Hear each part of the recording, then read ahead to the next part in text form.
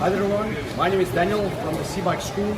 So today we will talk about something very important while swimming with the Seabike, that is called buoyancy. Very good buoyancy where we can actually control our buoyancy in the water, where our propeller will be roughly 5 to 10 centimeters under the water. So there's a lot of factors that's playing a role in your buoyancy. So the first one will be the actual water that we'll be swimming in. So that will be either fresh water or salt water. The next one will be actually your physique, so how you are built. And the third one will be your wetsuit that you'll be wearing. So the first one that we'll look in is the water. So the water is going to be in fresh water, so it will be a lot less dense than say from salt water. So salt water is more denser, and that you'll be having a lot more buoyancy in salt water than in fresh water. And then the second one is the wetsuit. That depends on the thickness of your wetsuit, and also if it's a long wetsuit or a short wetsuit. And then also of how you are built as a person, so how much muscle mass you have, and also like between men and women. So we know all of this has got different, so like say for instance, women will have a little bit more buoyancy than men, as this is how we are actually built.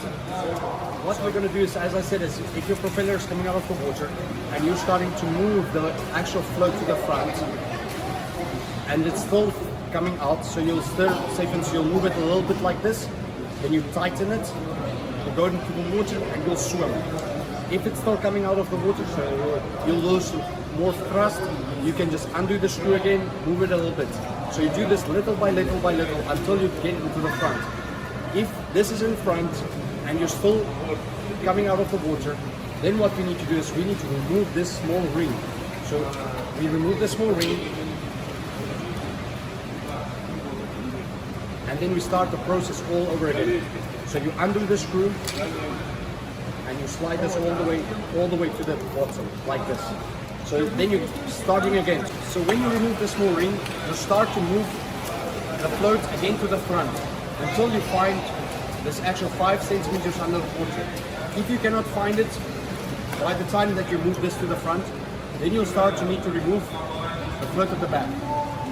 So what we do is we unscrew this, right? Remove your propeller. So then you remove this part, this.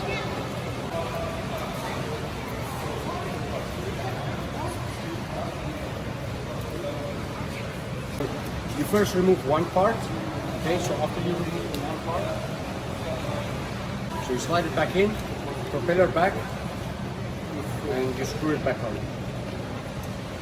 So as soon as you remove that, you will start the process over again. So you remove one part there, you moved already a small ring, now we undo the screw, and you just move it to the back again. So now we start the whole process over again by moving it a little bit, and a little bit to the front. If you reach this front part again and it's still floating, still coming out of the water, remove the extra small part that's inside. So there's two parts, right? After that, if you see you're already swimming too deep, we'll need to start to move this to the back. Okay, so, and then you find this actual perfect place where you're very horizontal in the water. So as soon as you find that horizontal part, you know how you need to set up your Seabike, say for instance for the pool or for the water, and for which kind of wetsuit you have. So if you're going to go into the fresh water, you'll need to add extra floats, so extra buoyancy part. And if you're going to the fresh water, you need to remove it. Same also with this what kind of wetsuit you're wearing and how you are built. So this is, everyone is different, so we need to prepare the Seabike how it will be built.